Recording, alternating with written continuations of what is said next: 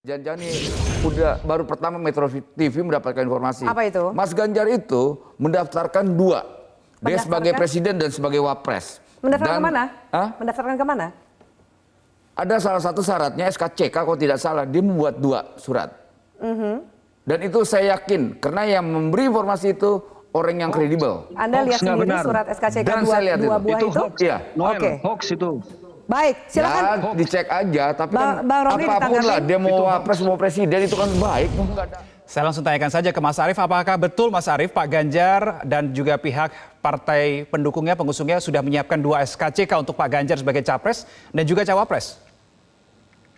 Ya, pendaftaran saja belum ya. Kita baru Komisi 2 bersama pemerintah dan KPU baru menyelesaikan tentang kesepakatan waktu pendaftaran calon presiden tanggal 19 sampai 25. Jadi saya kira itu isu yang jauh dari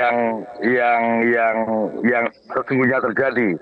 Jadi kalau semuanya merasa yakin bahwa ada informasi demikian, ya tanyakan saja langsung ya.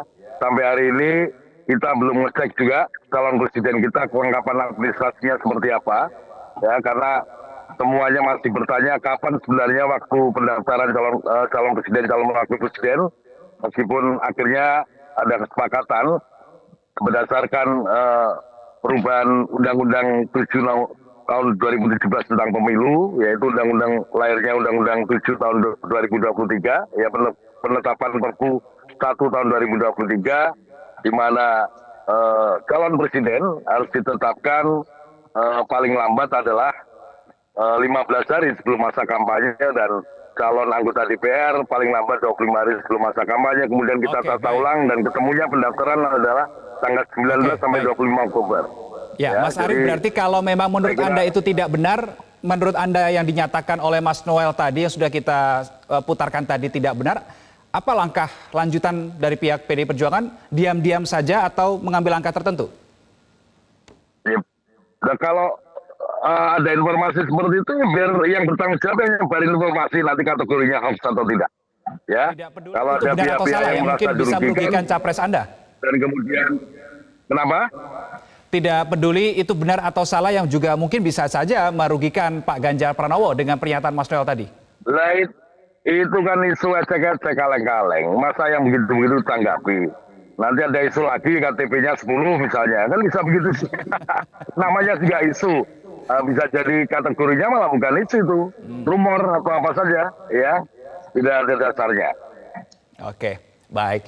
Saya ke Mas Habib, kalau tadi Anda katakan tidak tahu mungkin Pak Prabowo dan Bu Mega mungkin sering kali kontak-kontakan. Tapi yang saya dapatkan atau yang disampaikan langsung dan didengar oleh awak media adalah Ketua DPP PDI Perjuangan, Mbak Puan Maharani ini mengaku masih sering bertemu kok dengan Pak Prabowo, komunikasi informal juga sering begitu. Nah, setahu Anda, ada tidak sih proses nego-nego soal wacana bersatunya Pak Prabowo dan Pak Ganjar di obrolan atau di pertemuan antara Mbak Puan dengan Pak Prabowo?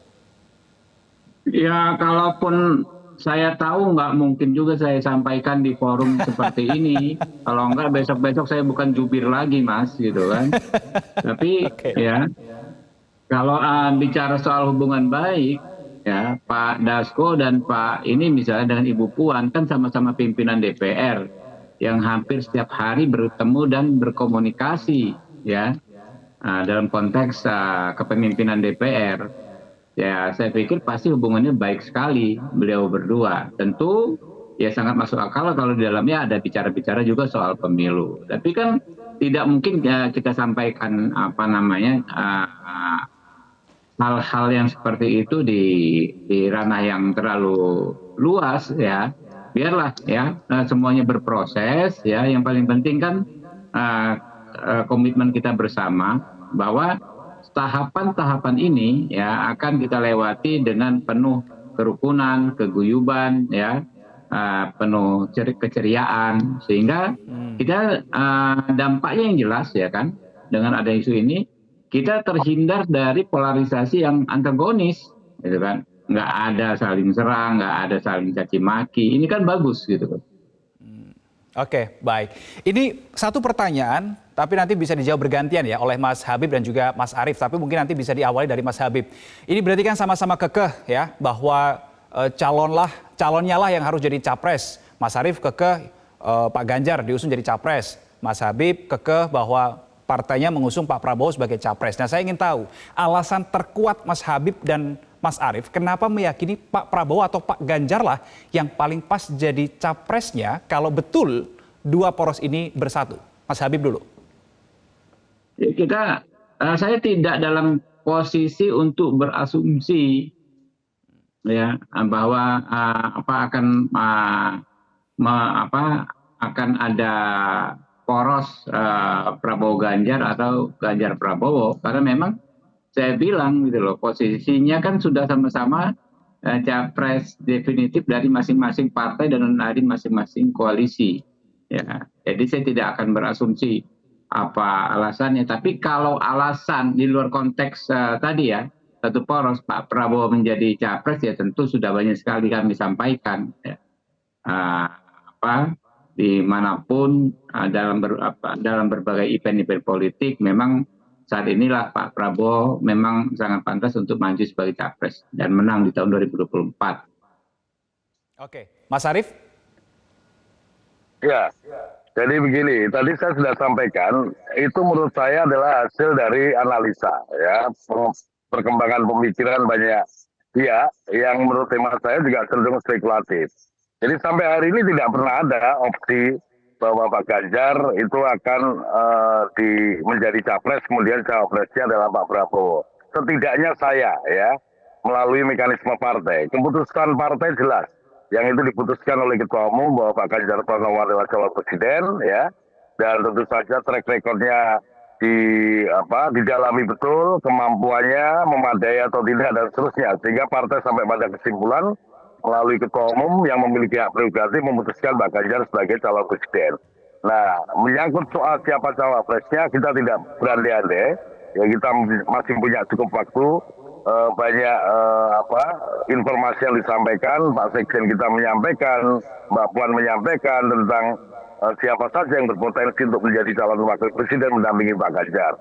Nah, tinggal nanti dinamika lapangannya akan kita ikuti sampai pada saatnya akan ada keputusan siapa calon wakil presiden Pak Ganjar. Keputusan tentang Pak Ganjar sebagai calon presiden yaitu sudah diputuskan 21 April tahun 2023 yang lalu sampai hari ini tidak berubah dan insya Allah ke depan juga saya kira tidak akan berubah. Ya. Bagaimana juga mungkin teman-teman Gerindra juga begitu. Jadi saya kira biarkan saja dinamika lapangannya ini akan terus jalan ya. Sampai nanti kita akan ketahui antara tanggal 19 sampai 25 Oktober di mana pendaftaran calon presiden wakil presiden akan dilakukan. Baik, terima kasih Mas Arief dan Mas Habibur Rahman sudah bergabung sama kami di Prime Time News. Kita nantikan tanggal mainnya siapa figur cawapres untuk Pak Prabowo dan juga Pak Ganjar Pranowo atau bisa jadi keduanya bersatu. Terima kasih, selamat malam. Cara baru mendapatkan informasi. Download Metro TV Extend sekarang.